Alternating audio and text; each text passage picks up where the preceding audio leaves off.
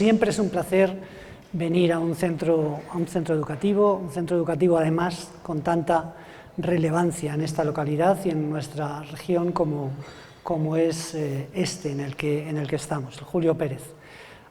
Además de tener la responsabilidad de gestionar conjuntamente con muchas personas el Colegio Oficial de la Psicología de Madrid, yo soy compañero vuestro, estoy en un equipo específico que va a apoyar de una manera significativa, ya venimos haciéndolo, pero este año especialmente, que depende de la Subdirección General de Inspección Educativa, bueno, y que ha sido el responsable de la elaboración del nuevo protocolo para la prevención y la intervención de los centros en materia de actuación cuando hay autolesiones del alumnado o en situaciones de riesgo de suicidio. Bueno, decir que soy un compañero y que es un honor estar con vosotros. La exposición de hoy, que va a durar en torno a una hora y cuarto, espero que no sea aburrida, es una exposición sensible, cariñosa. Pretendo que sea tierna incluso, aunque va a hablar de cosas especialmente inquietantes y duras en la sociedad de hoy y a las que nos enfrentamos como sociedad, nos enfrentamos a veces como amigos, como familiares, como compañeros o a veces también como profesionales. Porque en el fondo es hablar del sufrimiento humano, es hablar de lo que a las personas a veces nos conmueve y nos sitúa en un escenario de desesperanza, de dolor y sufrimiento permanente y en muchas ocasiones de generación de serias dudas de si estoy donde quiero estar y de si quiero estar, de si quiero seguir estando.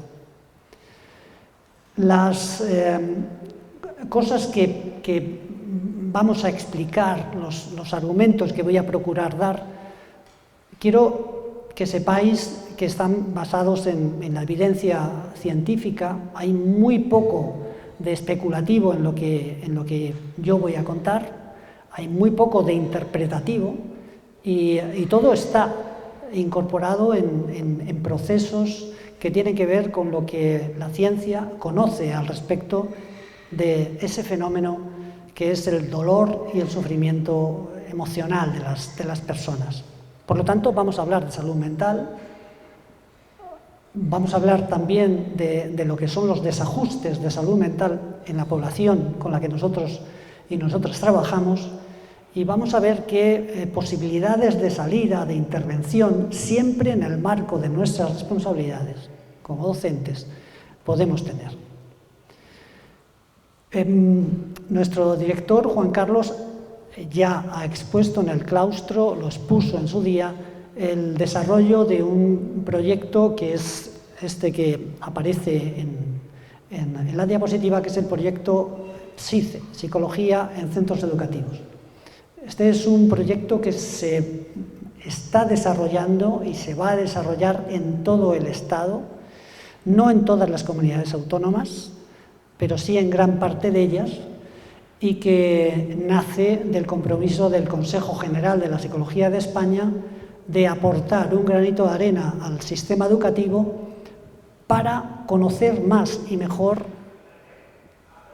qué está ocurriendo en las mentes y en los corazones de nuestros alumnos y alumnas en materia emocional y qué podemos hacer para mejorar desde un centro educativo lo que podríamos considerar su día a día, su manera de interpretar las cosas desde el punto de vista de las emociones, de los sentimientos y por lo tanto cómo la psicología en el contexto educativo puede ayudar a los centros educativos en esta materia.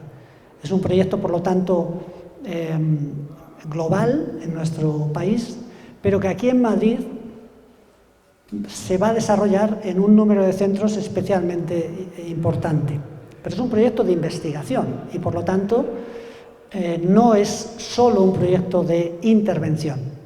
Es un proyecto que permite desarrollar una serie de actuaciones Primero, para conocer cuál es el estado de la cuestión, y para eso se van a desarrollar intervenciones de cribado en el alumnado para conocer cuál es su nivel de bienestar versus malestar emocional.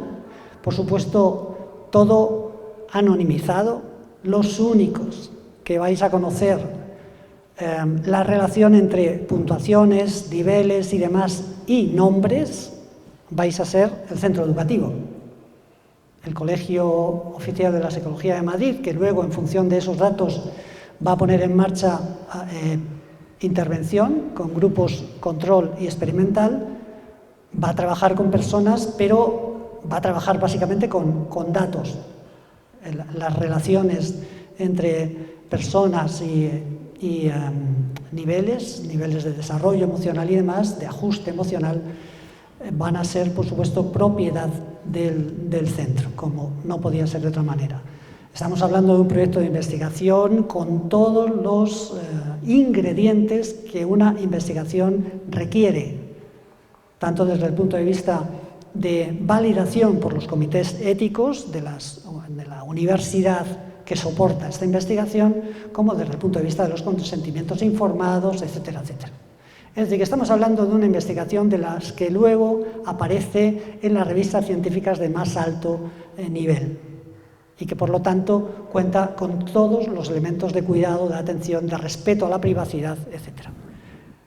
Pero básicamente desarrolla una idea, y es, uno, conozcamos, como he comentado, cuál es el nivel de ajuste, desajuste emocional que tienen nuestros alumnos.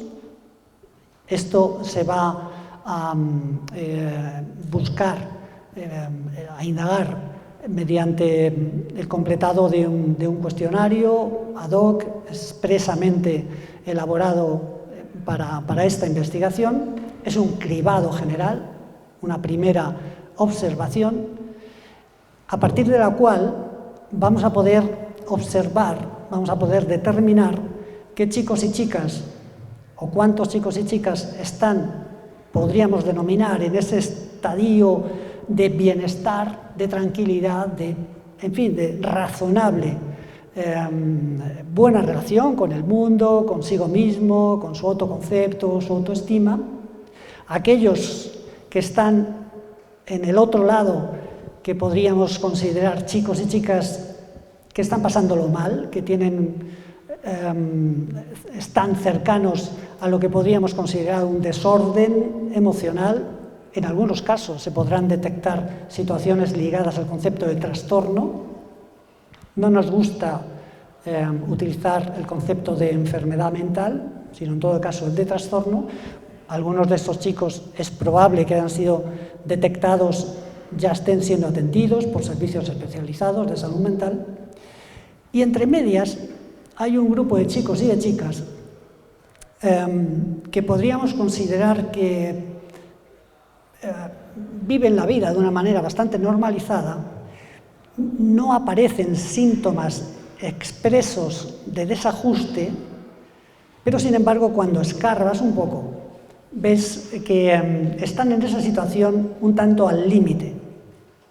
Estaríamos hablando de lo que en el marco de esta investigación sería ese colectivo de chicos y chicas que tienen sintomatología subclínica, es decir, que no aparece visiblemente y viven esa rumiación con su malestar en silencio y a veces poco explícita. Nos encontramos con un colectivo, con un grupo de chicos y chicas muy necesitados de ayuda. A veces la ayuda fundamentalmente se asienta en parámetros básicamente ligados a lo que es el comportamiento humano, y es conocer, escuchar, apoyar, acompañar. A veces esta es la ayuda que necesitan, y que puedan expresarse y que puedan sentirse comprendidos. Una de las cosas que más hemos aprendido en el trabajo cotidiano con adolescentes que han sufrido, que están en una situación ligada a ese grupo o cercana a lo que citaba yo, detallaba cuando hablaba del grupo de chavales con algún tipo de trastorno o previo al trastorno, es que nos cuentan que les ha costado mucho hacer entender a su entorno, que les ha costado hablar, que no se sentían cómodos hablando, que tenían miedo a hablar de su dolor, que tenían miedo a hablar de su desconsuelo, de su desesperanza en alguna ocasión, por miedo al rechazo, por miedo al estigma, por miedo a ser considerados raros, extraños, blanditos. Muchos chicos y chicas nos dicen, no, yo no hablaba con mis padres porque intuía que no me iban a entender. Y es cuando les damos un espacio para hablar, para poder expresarse sin juicios, sin prejuicios, con cariño, mirándoles a la cara, explicándoles que no podemos meternos en su dolor, pero que podemos comprender por qué situación está pasando. Es en esos momentos cuando ellos empiezan a ver una ventana abierta. Y no hemos hecho otra cosa que abrir nuestro corazón a ellos. Las cosas pueden parecer muy simples, pero funcionan de esta manera en muchas ocasiones, sobre todo en esta franja de población que no ha hecho todavía un trastorno, que no ha hecho una enfermedad, pero se encuentra en una situación de desasosiego estable, de rumiación permanente con un malestar que no comprende y del que le es difícil salir. Bueno, a partir de ese momento, con este grupo de población de sintomatología subclínica, formalizaremos ya grupos control y experimental. Con unos trabajaremos con un programa, con el grupo control, un programa básico que se utiliza en muchas ocasiones en gestión emocional, en muchos centros educativos, y en los grupos experimentales trabajaremos con un programa específico enriquecido, de manera que al cabo del tiempo, después de las evaluaciones que vamos a hacer durante año y medio, pues podamos ver si hay diferencias significativas entre aquellos que han seguido ese programa experimental con intervenciones enriquecidas sobre los que han seguido un programa habitual, pero no suficientemente medido, suficientemente organizado, suficientemente pensado para este tipo de situaciones. Bueno, como veréis, es un proyecto de investigación. Aquí estoy hablando con profesores y profesoras de distintos ámbitos, pero aquellos que venís de las ciencias experimentales, estamos hablando de procesos que conocéis bien. La idea al final es que con todos los datos que obtengamos de todos los centros educativos, pasado el tiempo, y de todas las comunidades autónomas, podamos exponer ante las administraciones educativas y ante los responsables educativos en los distintos ámbitos territoriales, pero también ante el Estado, la necesidad de incorporar programas basados en la evidencia científica que den seguridad. Y para esto, pues lógicamente hemos seleccionado desde el Colegio Oficial de la Psicología a personas, a profesionales que van a estar en los centros educativos haciendo toda esta tarea, en contacto siempre con los equipos directivos, que se van a responsabilizar de la misma. El coste para los centros educativos es cero, el coste para el sistema educativo es cero, lo asume plenamente, en este caso lo asumen, en el caso de Madrid, el Colegio Oficial de la Psicología de Madrid. Aquí en la Comunidad de Madrid, bueno, pues entendemos más o menos que a lo largo de 3 ejercicios económicos vamos a invertir en torno a 80.000 euros para esto, para intentar establecer conexiones entre lo que pasa y las intervenciones que ayudarían a que eso que pasa mejore, a que eso que sienten y padecen muchas personas, muchos adolescentes, pueda acondicionarse de una manera saludable. Bueno, esta es básicamente la historia del proyecto, que está suficientemente documentada y demás. Pero además en Madrid vamos a hacer algo que no vamos a hacer en otras comunidades autónomas. Vamos a trabajar con grupos, lo he comentado antes, con grupos control y experimental, con grupos reducidos, de 10, 12 alumnos máximo. Pero en Madrid vamos a desarrollar una acción en paralelo muy ligada a lo que es el día a día de trabajo en los centros educativos, y es trabajar con el aula completa. Y por lo tanto vamos a desarrollar un tercer nivel de intervención con un aula completa, ya veremos a ver de qué edad, de qué nivel, etcétera, etcétera, con un programa específico que también vamos a elaborar desde Madrid. De manera que el centro, cuando nosotros nos vayamos de acá, tenga muchos productos. Primero, en fin, un conocimiento de cuál es el estado de la cuestión en materia de ajuste, desajuste emocional de sus alumnos y alumnas, pueda haber vivido lo que es el desarrollo de este proyecto experimental con distintos grupos y haber participado de manera activa, pero además pueda utilizar a partir de ese momento unos materiales que teóricamente deberían haber sido testados, probados para este tipo de situaciones. Hay no se ve muy bien desde atrás, pero no os preocupéis que no hay texto, no hay en fin, voy a procurar ser autoexplicativo. El día 10 de septiembre celebramos el Día Internacional para la Prevención del Suicidio. Casi 4.000 personas en nuestro país se quitan la vida cada año.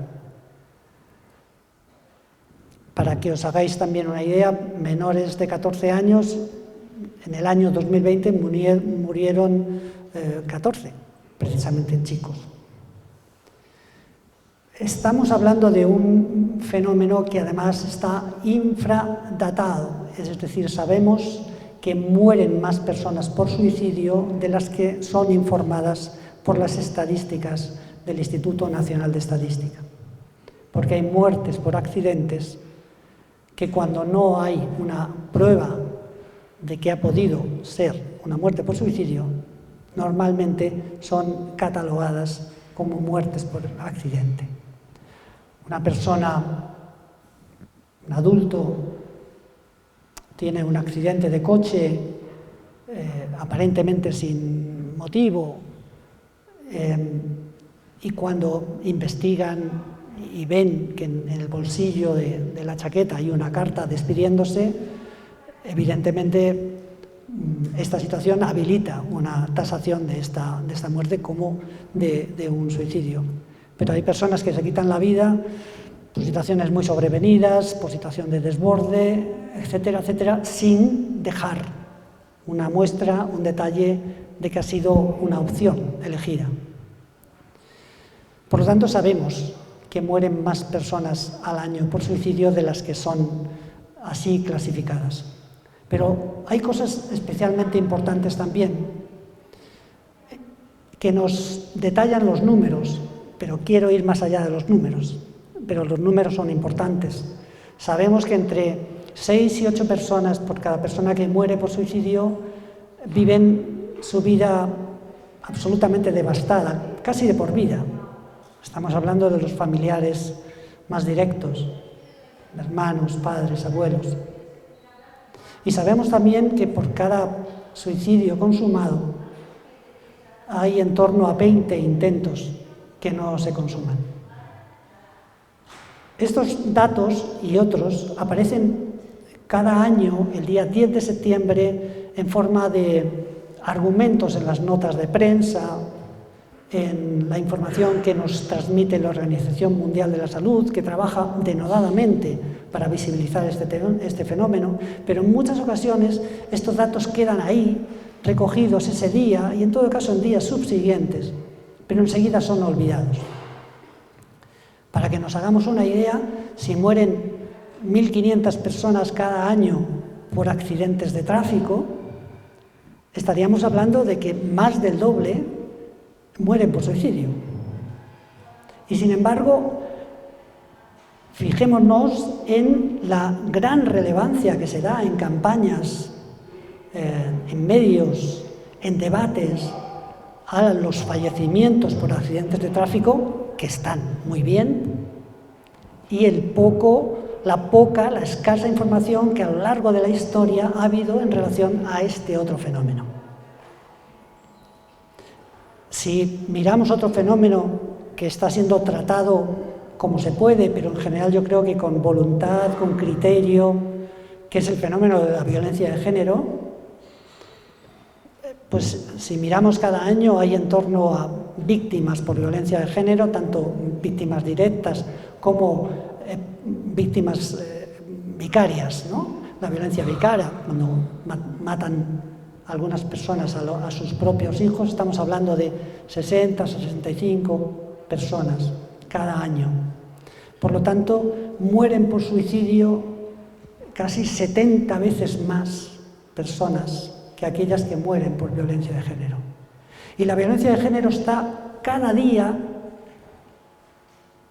no sé si del todo bien tratada desde el punto de vista mediático, pero está donde tiene que estar.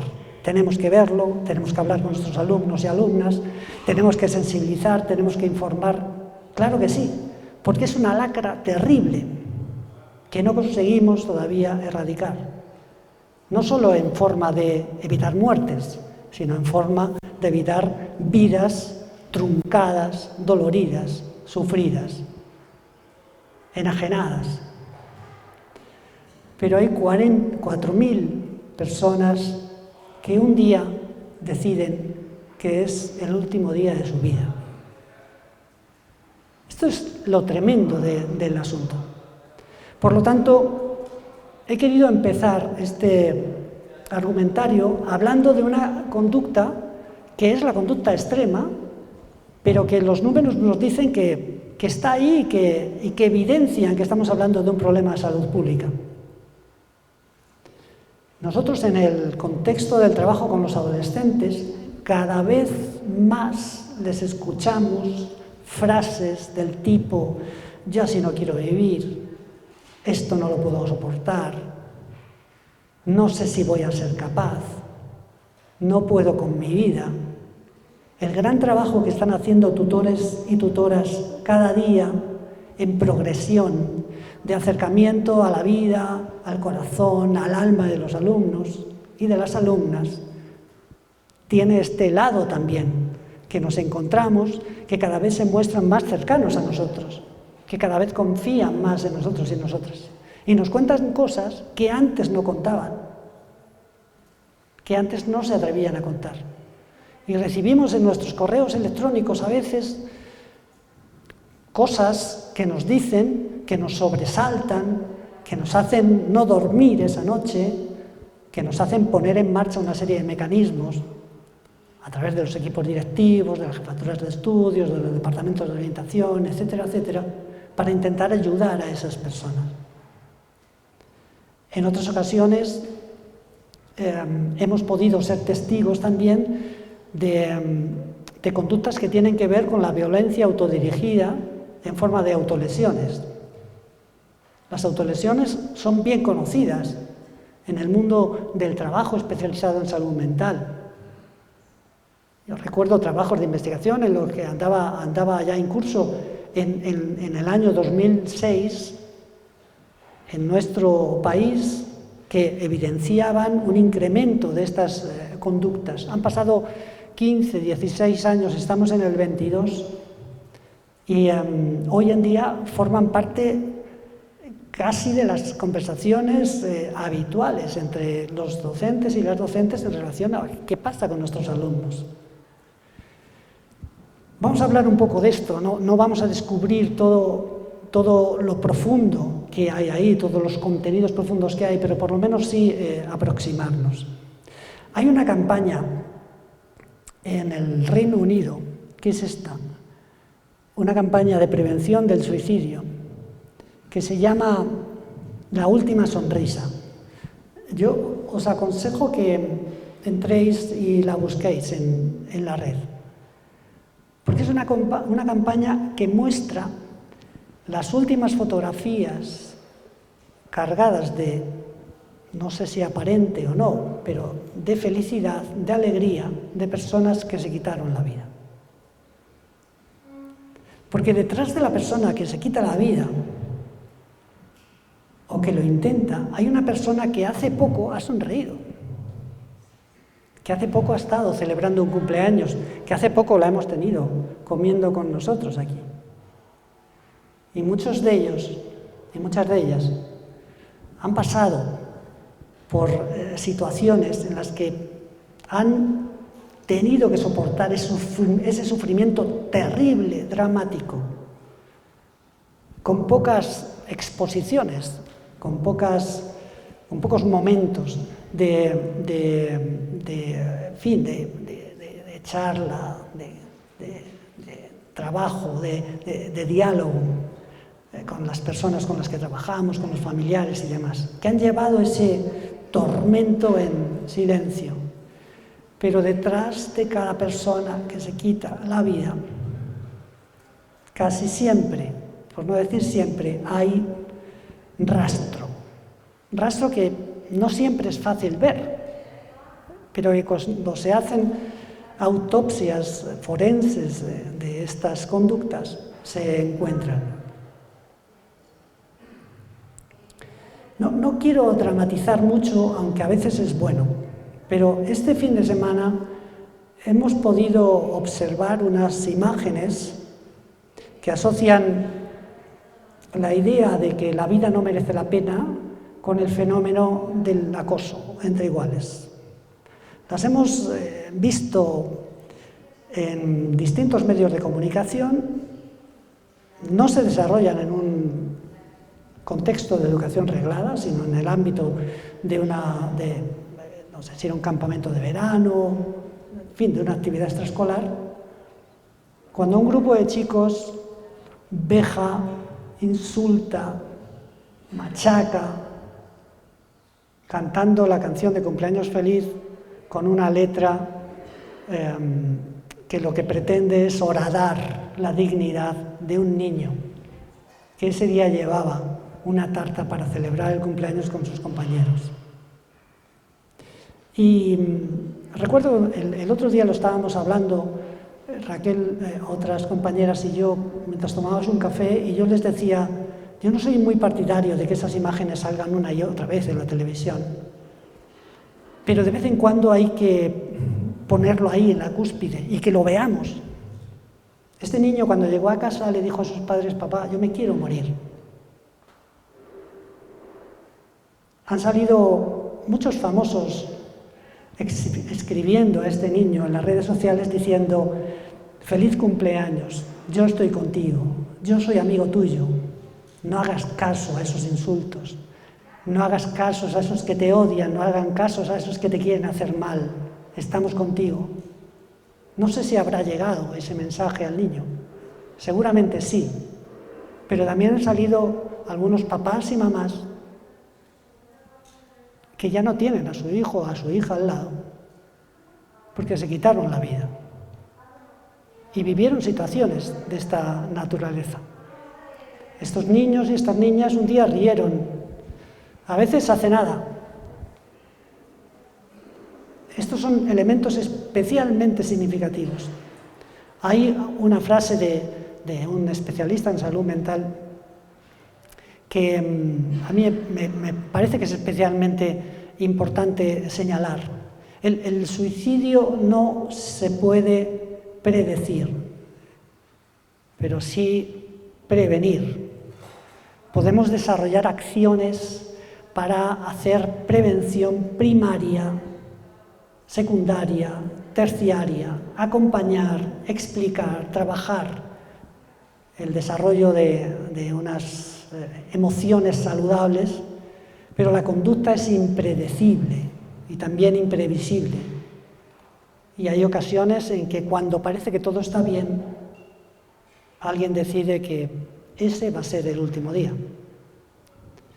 Todo esto está en el origen del trabajo y de la implicación con la que el Colegio de la Psicología quiere incorporarse en este proceso. Mirad, yo creo que probablemente estas dos palabras, salud mental, han formado parte de nuestro diálogo interior y también exterior en estos últimos tiempos, sobre todo a raíz del confinamiento y de la pandemia y a raíz de los efectos y los impactos que hemos podido conocer.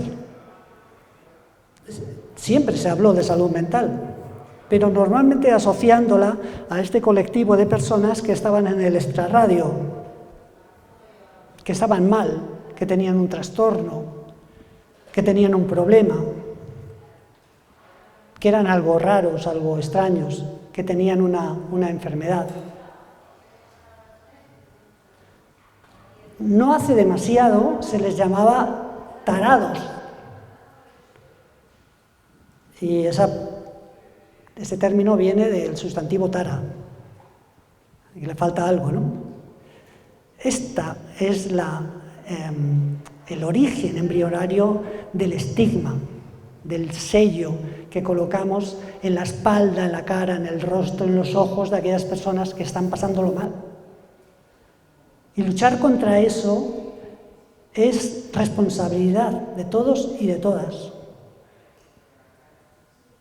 Cuando trabajamos con los alumnos, con las alumnas en los talleres, cuando desarrolláis acciones para la prevención del buen trato, en un centro como este, además, donde el programa de convivencia tiene tanta trayectoria y tanta profundidad, ¿cuántas veces les decimos, tenemos que cuidar de aquel que lo está pasando mal, del vulnerable?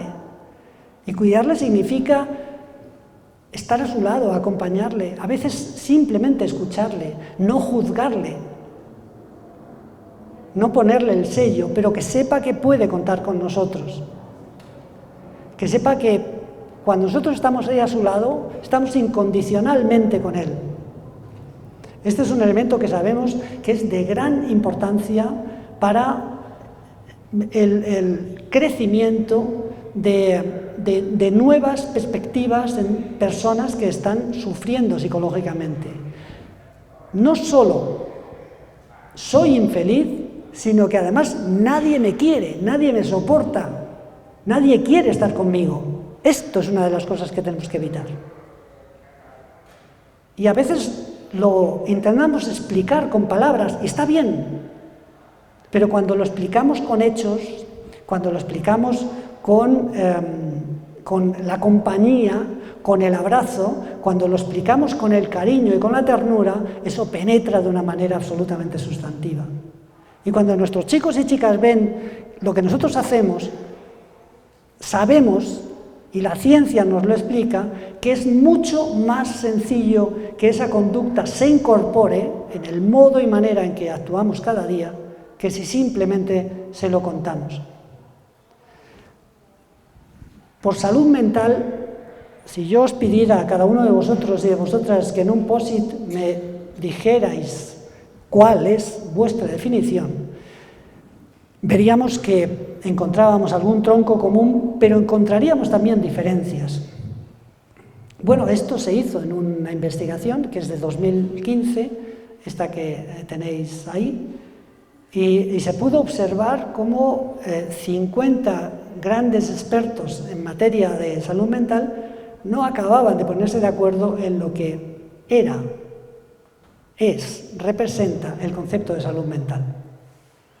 La Organización Mundial de la Salud tiene una definición que básicamente tiene que ver no con la ausencia del malestar, sino con la capacidad que tiene el ser humano para enfrentarse a su día a día con capacidad, con criterio, sabiendo que en el día a día va a haber situaciones incómodas, desagradables, que van a aparecer en su día a día hechos que tienen que ver con hitos, con acontecimientos que son esperables y que, sin embargo, le permiten estar en su vida, con su trabajo, con sus actuaciones, en las relaciones interpersonales, razonablemente bien. Habrá días en que te encuentres mejor y días en los que, bueno, te cueste trabajo tirar hacia adelante, pero lo haces. Eso es también salud mental. Una buena salud mental no es ajena, lógicamente, a los éxitos, a los momentos buenos. Cuando tú les preguntas a los alumnos de bachillerato que han aprobado la EBAU y que se van de fiesta durante una semana a una playa de Levante y les dices, ¿es esto la felicidad? Pues dirán, seguramente sí. Pero claro, la vida no es siempre eso. Aquí estoy hablando con personas, seguro, con menos edad que yo. Pero llega un momento en que, en función de la edad, te vas dando cuenta de que hay hitos que van a aparecer. La edad de tus padres, la enfermedad va a aparecer. Y llega un momento que sabemos que más tarde o más temprano nos vamos a encontrar. Hay hitos esperables y otros que son sobrevenidos, no esperables. El malestar en la vida es algo habitual y que es consustancial también a vivir con salud mental en el entorno en el que nos desenvolvemos. Un día tengo un encontronazo con un compañero, una compañera, el equipo directivo me plantea alguna situación con la que yo no estoy de acuerdo, tengo una desavenencia con mi pareja, mis hijos o mis hijas me han dado un mal día, el mayor me ha suspendido 4 en la primera evaluación, mi madre me llama y me dice, hijo, me han detectado esto, y tú que tu madre la tienes idealizada, tienes 75 años y te ha cuidado a tus hijos en el verano y toda esta serie de cosas, a partir de ese momento dices, ostras, que esto se acerca. No perdemos la salud mental cuando nos enfrentamos a una noche que no podemos dormir porque pienso en mi madre y en su enfermedad. No la perdemos. No nos hemos desajustado. No tenemos un desorden. Lo estamos pasando mal, pero seguimos hacia adelante. Vamos a su casa, la abrazamos, la cuidamos, la queremos. Y con nuestros hijos igual. Por salud mental no podemos entender exclusivamente aquello que tiene que ver con lo que sale bien, con lo que está bien. Hay una frase de Benedetti que a mí me gusta mucho citar, mientras voy a ir dándole la tecla a ver si pasa, que descubrí hace relativamente poco, pero me parece que se asocia mucho a lo que es vivir la vida con esta especie de tío vivo en el que unas veces estamos un poco más arriba y otras veces un poco más abajo. Él dice, yo no sé si soy una persona alegre con vocación de triste o al revés. Pero lo que es cierto es que siempre hay algo de tristeza cuando estoy contento y algo de contento cuando estoy triste. En fin, Benedetti es probablemente una de estas personas, de las muchas que hay, que cuando hablaba te marcaba así en el alma, en el corazón. Algo que te ilustra en la vida, que a veces te identifica, te hace sentir bien, como cuando vamos a una película y nos identificamos al cine y nos identificamos con el protagonista y demás, ¿no? La historia tiene mucho que ver con esto. En cuanto a los constructos relacionados con la identificación de lo que es la salud mental, hay 4 paradigmas, bueno, que están en la exposición, pero bueno, los voy a comentar. 4 paradigmas que explican cómo podríamos entender la salud mental en sentido amplio. Pero hay 2 que son especialmente interesantes, sobre todo cuando hablamos de trastorno.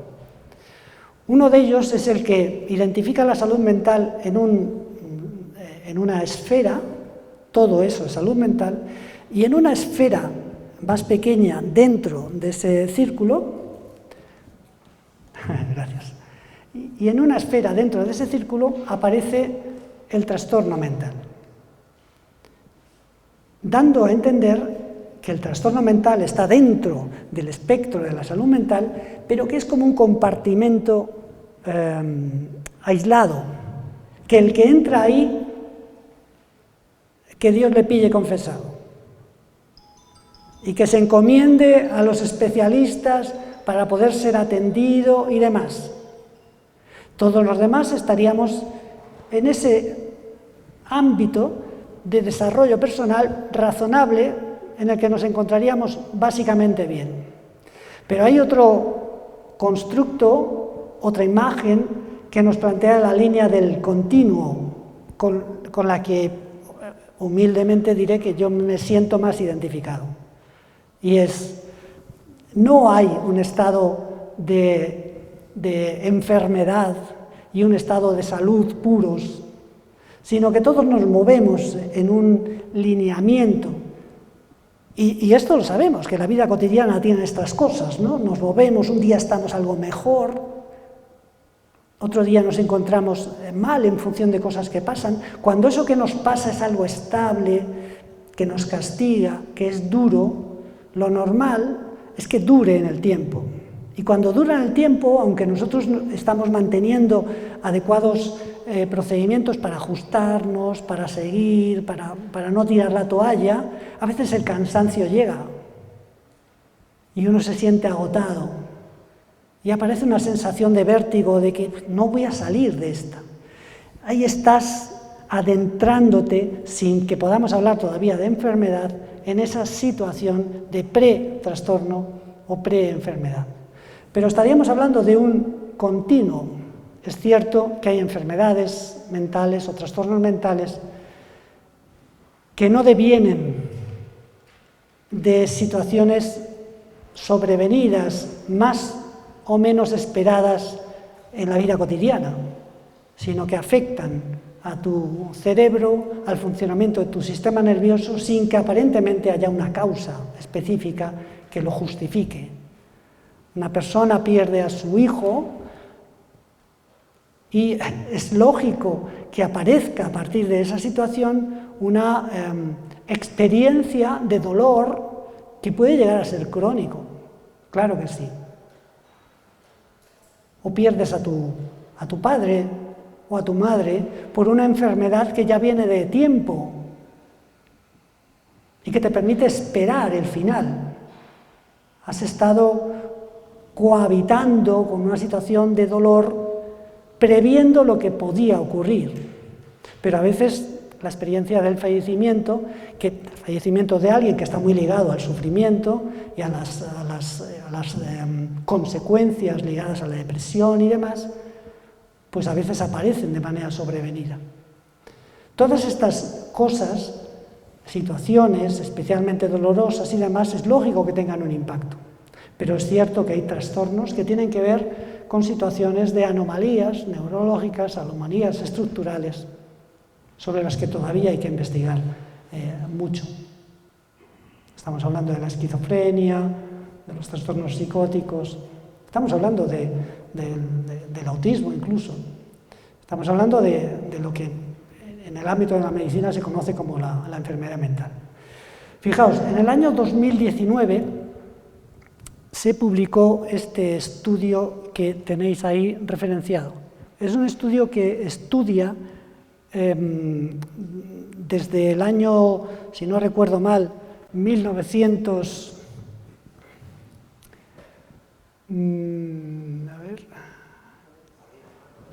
Sí, estaba arriba. Desde el año 1990 al 2019 hace un repaso de los estudios relacionados con la aparición de los trastornos de salud mental. Es un metaanálisis de gran valor. Bueno, pues entre las conclusiones de esta investigación hay dos datos que son perturbadores. Y es que el 50% de los trastornos mentales aparece antes de los 14 años, el 50% de los trastornos mentales del ser humano aparece antes de los 14 años y el 75% antes de los 25. Cuando yo he tenido la oportunidad de sentarme con los responsables de educación de esta casa, o de esta casa, de este ámbito territorial o del ministerio, pongo encima de la mesa este argumento diciendo, es que estamos hablando de que nosotros tenemos a nuestros chicos, chicas y adolescentes durante casi 180 días al año, 7 horas al día, con estos datos detrás. Quiero decir, o nos planteamos que hay que hacer un cambio estructural sustantivo que permita dar soporte a esta necesidad, que permita a través de la formación invertir para que los docentes, las docentes, sin responsabilidad clínica, sino responsabilidad humana, puedan hacer mejor su tarea, puedan leer mejor la realidad, puedan escuchar mejor, puedan mirar de manera más adecuada el alma de nuestros chicos y de nuestras chicas. Si no hacemos esto, si no incorporamos determinadas figuras profesionales que ayuden y demás, no vamos a acertar, porque esto va a ir a peor. Sin lugar a dudas va a ir a peor, porque no nos encontramos precisamente en el mejor momento histórico de la humanidad para hacer quinielas sobre el bienestar de las personas. Se ha quedado otra vez enganchado. Pero no os preocupéis, ya sigo, tampoco quiero enrollarme especialmente. Hemos hablado del confinamiento y de la pandemia. Todos vivimos esa experiencia. En el ámbito de la educación reglada, los y las docentes lo vivimos en nuestras casas, agobiados con la posibilidad, dependiendo de nuestra responsabilidad, agobiados con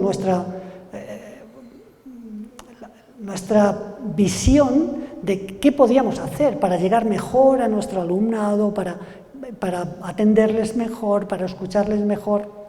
Nosotros, en la unidad en la que estábamos, recibíamos muchos correos electrónicos o llamadas de orientadores, de tutores, que nos hablaban de, oye, es que nuestros chicos están especialmente mal, es que, claro, se ponen en contacto con nosotros y nos cuentan cosas terribles, dramáticas. Muchos chicos y chicas vivieron situaciones absolutamente devastadoras, por dónde vivían y por cómo vivían, y con quién vivían. Aquellas personas que tuvieron la suerte de poder vivir en una casa razonable, donde entraba el sol, donde las cosas iban más o menos bien, donde podían teletrabajar, pero es que muchas personas no vivieron eso, y muchos chicos y chicas no lo vivieron. En el mundo en el contexto científico de la salud mental hay dos constructos que no se conocen mucho. Uno es del ámbito social y otro del ámbito más sanitario, que yo quiero subrayar aquí. Uno de ellos es el constructo de las experiencias adversas en la infancia. EAI. Esto está documentado. Lo encontráis en numerosos artículos de investigación al respecto. Hay muchos niños, niñas y adolescentes, muchos adultos, que han vivido experiencias adversas en la infancia y que ha provocado tal daño en la estructura de personalidad, de crecimiento, que es bastante razonable argumentar que tengan algún tipo de desajuste o de desorden emocional.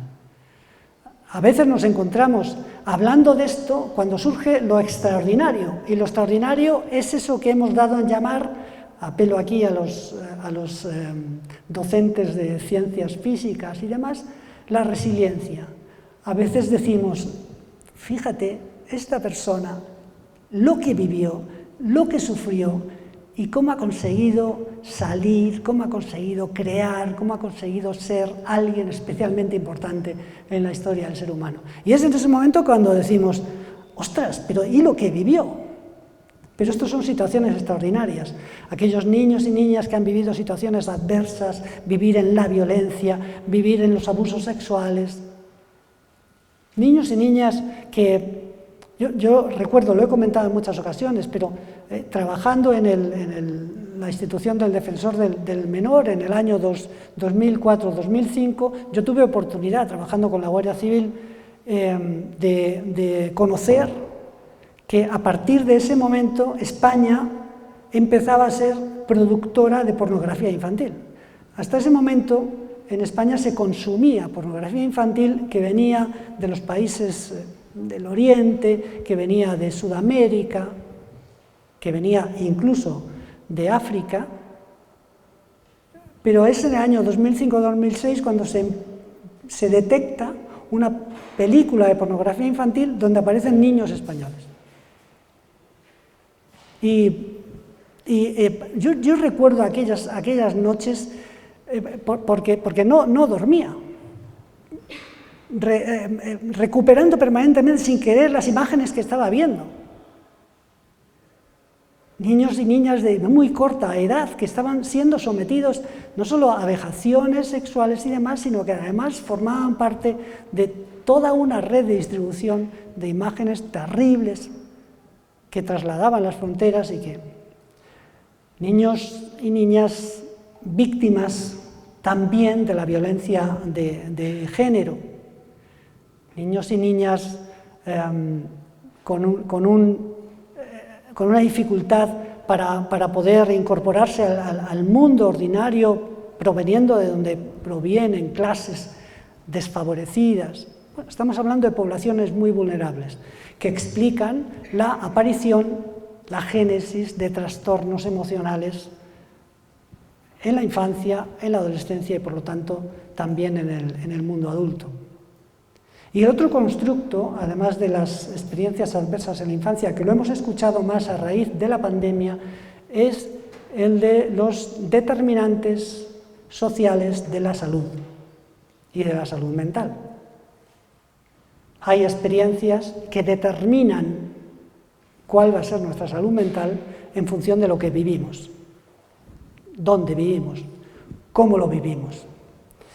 En el Instituto Ciudad de Jaén, donde casi empezó todo lo que tiene que ver con el abordaje de la conducta suicida, el abordaje de la posvención y demás. Eso ocurrió en el año 2015, el suicidio de una chica, Arantxa. Ese día a las 8:30 de la mañana tuve la oportunidad de estar allí trabajando conjuntamente con un equipo directivo maravilloso para intentar ver qué podíamos hacer. Un equipo directivo que fue maltratado. En ese instituto hemos hecho amigos, hemos hecho un excelente trabajo, hemos podido ser protagonistas del excelente trabajo que se hace por parte de todo el equipo directivo y del equipo de profesores y profesoras. Pero el año pasado, si no recuerdo mal, que fuimos Raquel y yo a trabajar con los distintos problemas que tenían en este ámbito, nos contaban el caso de una chica, una chica con un trastorno importante, no sé si estaba en FP básica. Bueno, a esta chica por determinadas circunstancias la vida le provocó un nuevo agujero, y es que tuvo que irse a vivir con su padre, con el que vivía, a Morata de Tajuña. Bueno, pues esta niña que estaba mal, que estaba en tratamiento, que no lo pasaba bien, que era en una situación de riesgo evidente, con autolesiones, etc., esta chica iba cada mañana desde Morata de Tajuña al Instituto Ciudad de Jaén, porque allí se encontraba con profesores y profesoras que la querían. Esto es lo que un centro educativo, este es el ejemplo más paradigmático de cómo profesores y profesoras, de manera silenciosa, salvan la vida a una persona y le dan la vida a una persona. Sin grandes alaracas, sin grandes herramientas, simplemente estando, acompañando y demás. Por eso es tan importante que entendamos que hay experiencias determinantes en tu vida y que determinan tu salud y tu salud mental. Nosotros que actuamos en todos los distritos de Madrid y en todas las localidades, lo podemos observar. Si vemos cuál es el estado de la cuestión de ese equilibrio, ajuste, desajuste emocional, si comparamos la población de chicos y de chicas de un centro de esta zona que he estado citando, por ejemplo, con una, bueno, favorecida de Madrid, favorecida social y económicamente. Pero no solo por lo que tienen en el día a día, sino porque cuando se desajustan, o tienen salud mental pública o tienen salud mental pública. Mientras que en otros contextos, si no tienes salud mental pública porque no se llega, porque no hay recurso, pues damos lo que haga falta. Y esto acaba provocando un hervidero de situaciones que tienen que ver con el hecho de que tienen las administraciones, los responsables en la planificación, que pensar explícitamente en eso que veíamos antes. Todo aquello que yo haga para que todos esos trastornos que van a aparecer en determinadas franjas de edad puedan ser atendidos, puedan ser tratados, puedan ser abordados de la mejor manera en marcos preventivos, miel sobre hojuelas. La Organización Mundial de la Salud tiene un marco de planificación para la prevención de los trastornos emocionales que es muy interesante. Y ellos hablan de 3 tipos de marcos preventivos que se asocian a la idea que todos conocemos de primaria, secundaria y terciaria, pero que en estos contextos del tratamiento preventivo en materia socioemocional, psicoemocional, tienen otra denominación. Estaríamos hablando de la prevención universal. Yo hago buena prevención del suicidio si informo bien sobre el suicidio, si desarrollo planes y programas, por ejemplo, para formar a los médicos de atención primaria para que detecten mejor situaciones en el día a día de las consultas, si formo al profesorado, si sensibilizo a la población sobre lo que es el estigma y demás. Estaríamos hablando de hacer programas de prevención desde el punto de vista universal. El segundo nivel sería el de la prevención indicada, selectiva. Y aquí estaríamos hablando de lo que probablemente se puede hacer en los centros educativos. ¿Por qué? Pues porque la población de los y las adolescentes es una población vulnerable. Entonces, trabajar con programas de ajuste emocional, de desarrollo emocional, de escucha, de acompañamiento, etcétera, con toda la población, que pueden ser perfectamente incardinables en este macroproyecto de trabajo por la convivencia pacífica, democrática y responsable. Yo sé que todo eso que se está haciendo previene, sé que todo eso que se está haciendo hace que el ajuste se incremente en relación al desajuste, que los chicos tengan más capacidad para comunicarse, más confianza en hablar, más confianza para expresar lo que les pasa, lo que sienten, lo que padecen. Y cada uno se va luego a la cama y en esos momentos previos a dormirte te vienen a la cabeza los momentos en que este profesor, esta profesora ha estado conmigo y no me ha dado lecciones, no me ha dicho no pienses en eso, no hagas eso, sino que me ha dicho te comprendo y me tienes aquí y me vas a tener aquí para escucharte, para acompañarte. ¿Cuánto tienes que estar sufriendo para decirme lo que me estás diciendo? Y tendríamos luego la prevención indicada, que es la que en otros parámetros de clasificación conocemos como prevención terciaria. En España se está desarrollando, hace poco se ha presentado un proyecto piloto con 8 centros hospitalarios que atienden a población adolescente psiquiátrica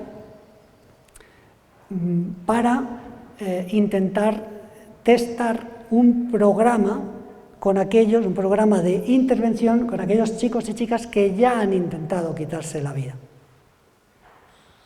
¿Por qué se le llama indicada? Porque estamos, lógicamente, interviniendo con aquellos casos en los que no es que haya un riesgo, es que ese riesgo ya se dio y ahora mismo lo que hay es en fin, una situación que fácilmente puede volver a disparar la intencionalidad de conducta suicida.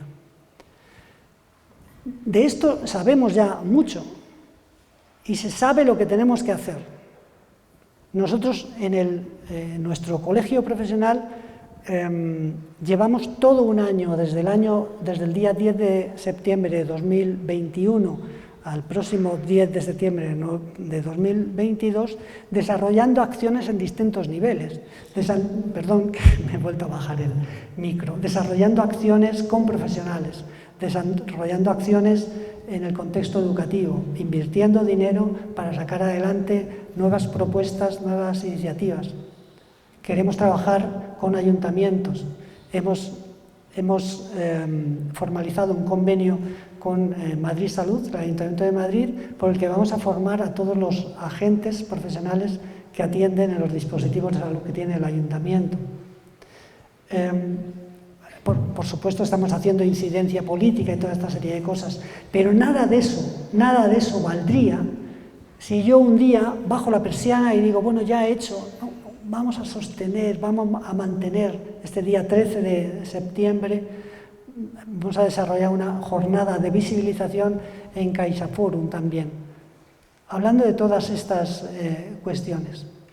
Lo importante por encima de todo es que hace poco me estaban grabando antes, mientras estabais aquí trabajando en el claustro, me estaban grabando una pildorita de 2 minutos para los medios de comunicación. Yo decía, el momento es ahora. Ya llegamos tarde, pero el momento es ahora. No os lo digo a vosotros, sí a vosotras, lo digo a la sociedad en su conjunto. Es el momento de poner encima de la mesa esto, es el momento de poner más recursos también. En el ámbito de la salud mental, las innovaciones son las personas. Aquí no hay grandes máquinas, grandes escáneres que son de tanta utilidad en otros contextos de enfermedad. Aquí son personas formadas que escuchen, que traten bien, que acompañen. Y sabiendo que en el mejor de los casos incluso a veces vamos a tener resultados que no eran los esperables. Porque podemos hacer prevención, pero como decía antes, no todo se puede predecir. El comportamiento es impredecible.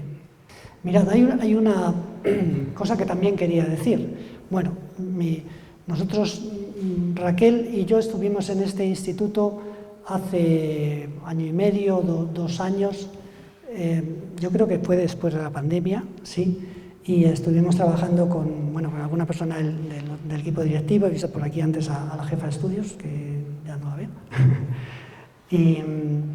y también con miembros del departamento de orientación. Y yo le dije a Juan Carlos estuvo hablando y hablando bien, diciendo, exigiendo, pero también poniendo, diciendo, es que nosotros hacemos todo esto y vamos a seguir exigiendo y demás. Y él sacó una idea. Los centros deberíamos tener claro cómo podemos desarrollar un plan para prevenir estas cosas y demás. Y Raquel y yo nos fuimos con la copla. No recuerdo exactamente en qué mes vinimos aquí. Pero si vinimos en marzo, en septiembre teníamos elaborado ese documento, que es un documento para que los centros puedan elaborar un plan para la prevención de los desajustes emocionales de los alumnos. Y eso a mí se me quedó. Los productos, los resultados a veces salen, surgen, afloran cuando alguien con criterio, que está todos los días poniendo su parte, te dice, José Antonio, esto sería necesario.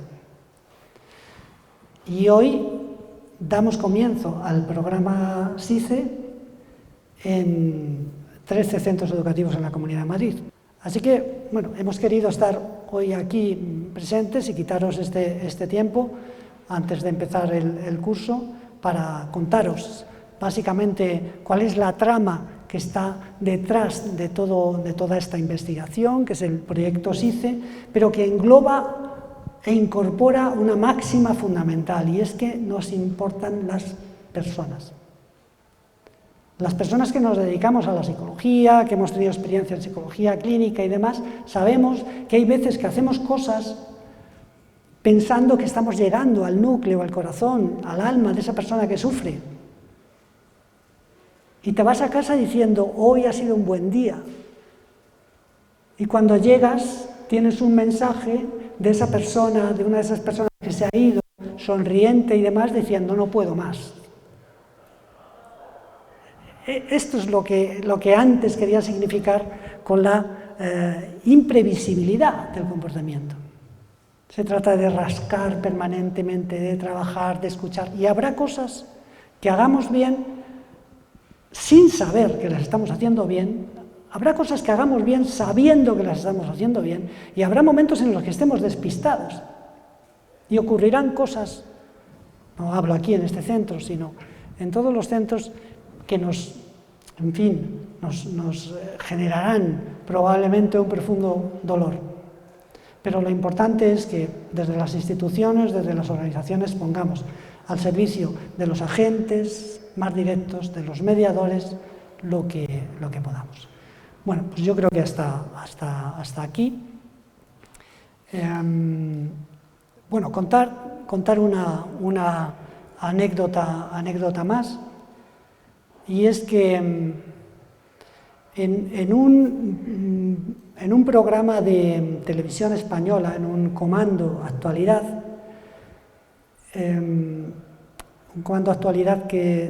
cuyo título era Salud mental, la herida invisible, lo encontráis en internet, Salud mental, la herida invisible, es un programa de una hora y pico, aparecen 15 minutos aproximadamente que se desarrollan en un instituto.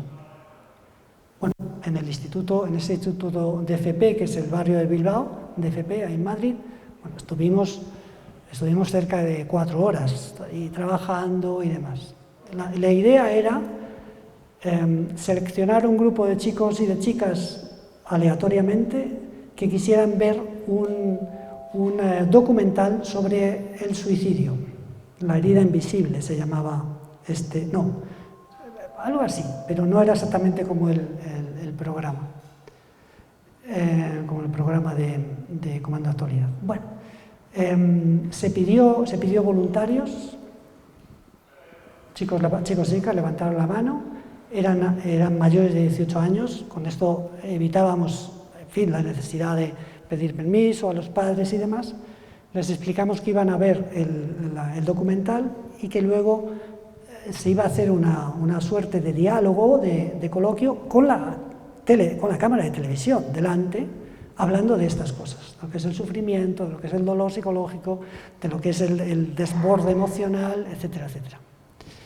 Vimos el documental y luego nos pusimos a hablar en círculo.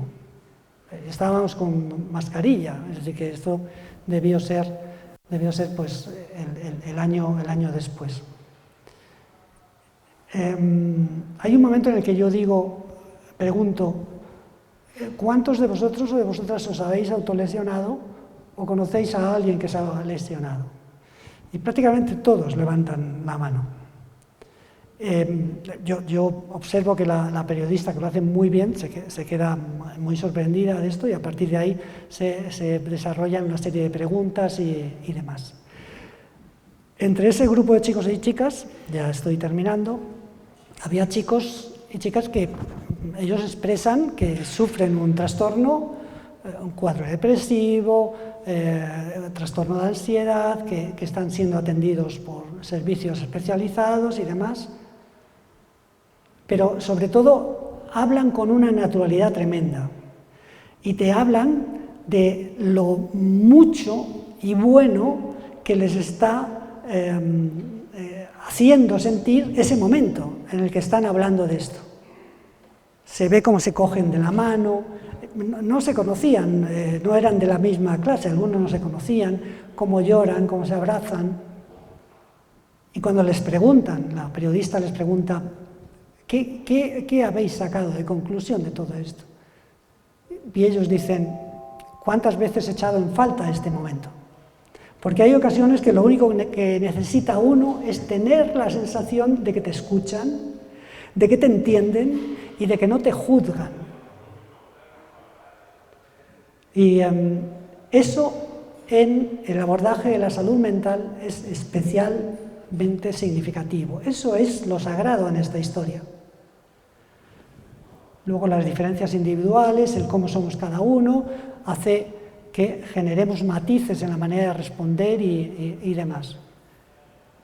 Pero la frase con la que quería terminar es que a lo largo de mi trayectoria, ¿cuántas veces he escuchado a chicos y chicas decir: te voy a hablar de ese profesor que me salvó la vida? Y cuando le preguntas qué hizo ese profesor, normalmente dicen: me escuchó, me quiso, me trató bien y me acompañó. Esto es lo que nos dicen esas criaturas que tenemos y que tanto sufren en el día a día.